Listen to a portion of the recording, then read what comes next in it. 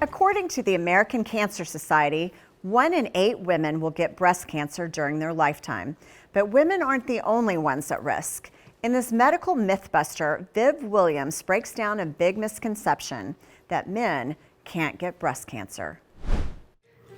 Men can't get breast cancer because it's a woman's disease. That is one big myth. Men can get breast cancer. Dr. Christine Clausen, director of the Diagnostic Breast Clinic at Mayo Clinic, says a man's risk of developing breast cancer is approximately 1 in 1,000. But for some men, particularly men who have a strong family history of breast cancer or a family history of gene mutations, such as the BRCA2 mutation, that risk can be as high as about 6 in 100.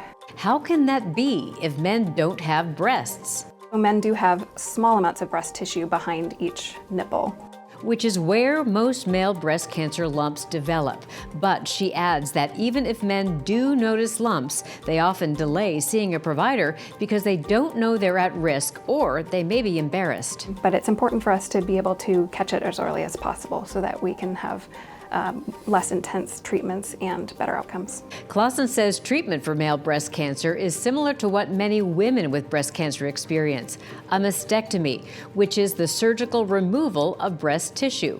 There are also estrogen blockers to prevent the disease from coming back and sometimes radiation. This is an image of a man with breast cancer. Clausen says most men don't need regular screening like women do, but for those at high risk, screening mammography could help detect cancer early. She says anytime a man notices a lump, he should have it evaluated because early detection saves lives. With this medical mythbuster, I'm Viv Williams.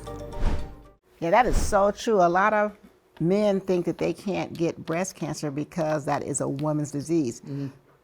In reality, if you have tissue in any organ, it can become cancerous. So it's not gender specific. Yeah. And so you Cancer see doesn't care. Yeah, it's pretty non-discriminatory. It doesn't care about your gender, it doesn't care about your race.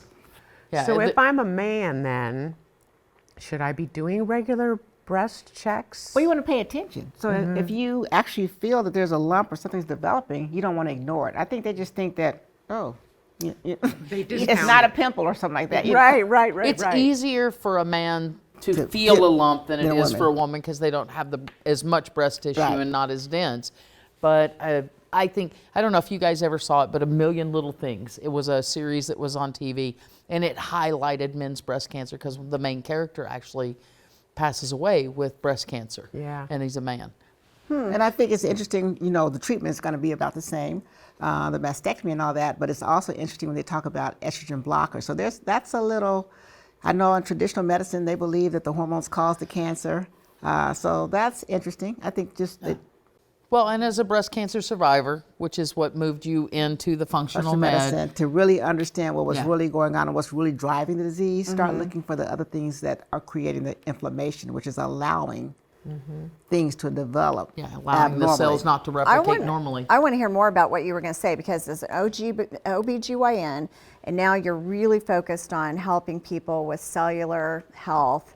What do you My find belief interesting? is that chronic inflammation is the driver of everything, and that really there's only one disease, and that's chronic inflammation. It's how you manifest it. Some people manifest it as cancer, some people manifest it as dementia, some people manifest it as diabetes, autoimmune disease. It's the same disorder, so go after what's causing the abnormality. Okay. All right, root cause, find your why.